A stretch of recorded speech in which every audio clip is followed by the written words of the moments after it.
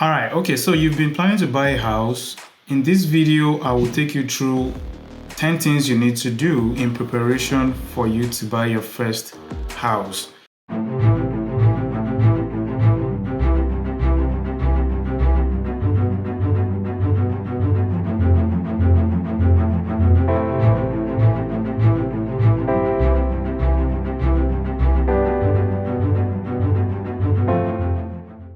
As we all know, house buying is a very important thing and you need to take it very seriously.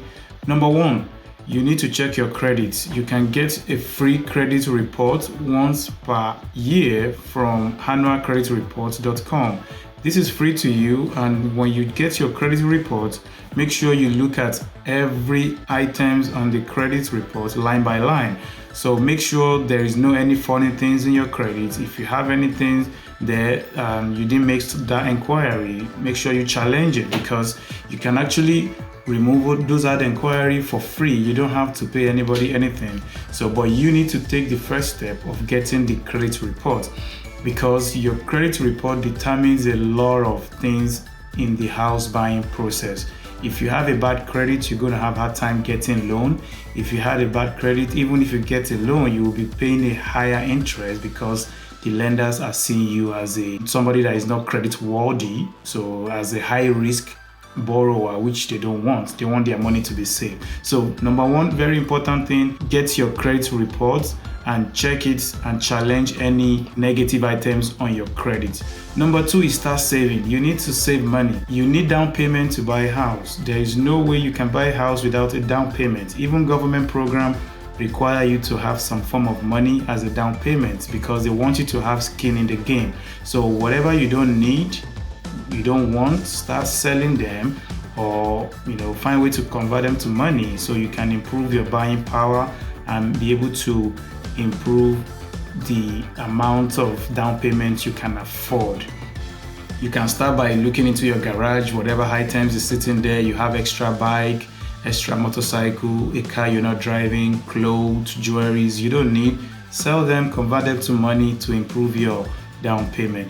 Number three is you need to earn extra cash. If you can pick up extra hours from work, do it, because you're working towards buying your first home. This is a very, very important investment, and you want to do everything you can to make sure you get the best deal possible. One thing that will get you the best deal is your finances. So sell anything you don't need and convert them to money.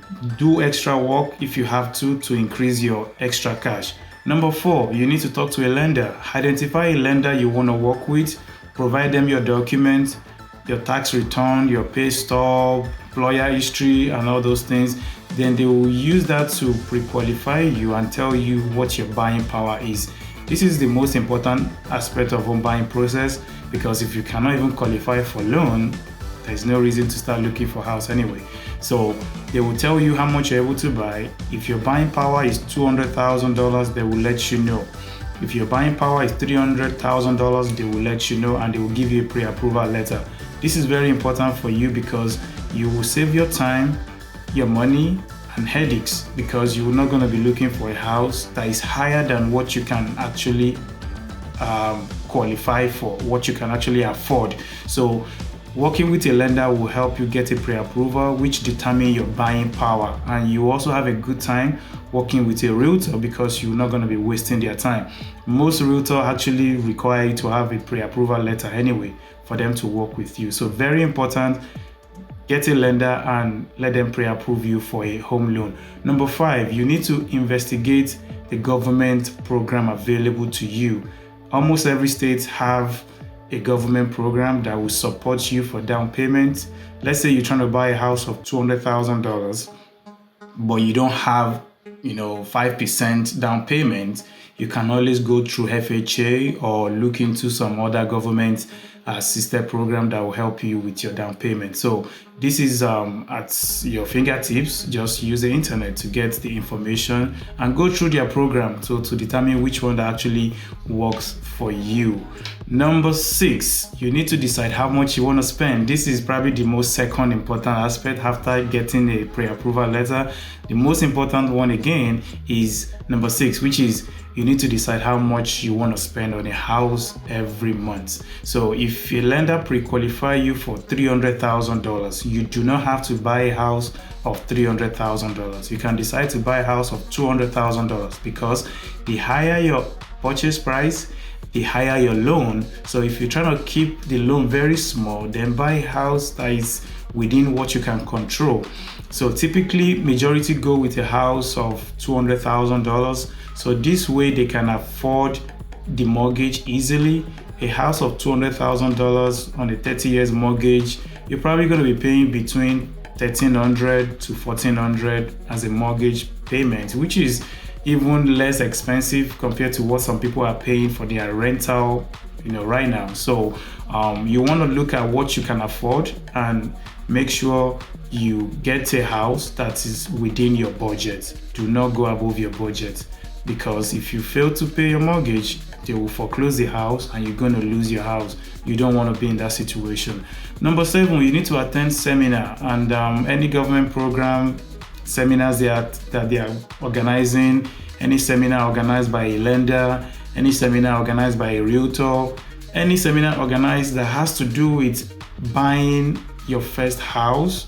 It will be a very good thing for you to attend, because there will be free information, free education provided to you, and you can always capitalize on these free resources to be able to educate yourself and be a smart home buyer. So please look out for those programs, look out for those classes and attend some of them. Number 8, you need to start driving around the neighborhood you want to buy from. So let's say you want to buy in Katy, Texas, you want to buy in Spring, Texas.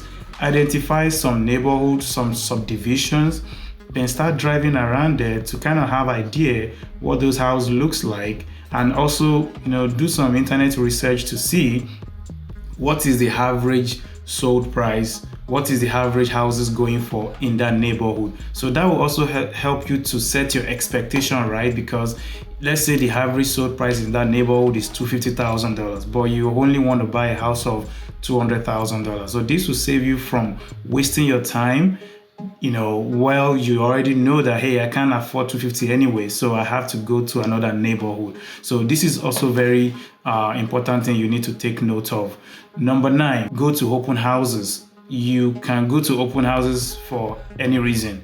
It could be you just want to see how beautiful the house is, or you just want to talk to lenders, talk to realtors, or you just want to talk to fellow home buyers that are looking to buy their own house too, and see what their experience is. So this is a good way for you to start getting in the mood of, hey, I'm about to buy my first house. And you doing this, you gather a lot of education, a lot of free information, and you will be a smart home buyers and well-informed buyers. So go to open houses. It's free. You don't have to, pay anybody. You don't have to do anything. Just get out from the house, get into your car and drive down there. Number 10, which is the last one, you want to work with a real estate agent. Real estate agents, they are not your enemies. And if you're even buying a house, you are not the one paying the real estate agent anyway. The seller is paying the real estate agent. So it will be very wise for you to work with a real estate agent, because they are professional.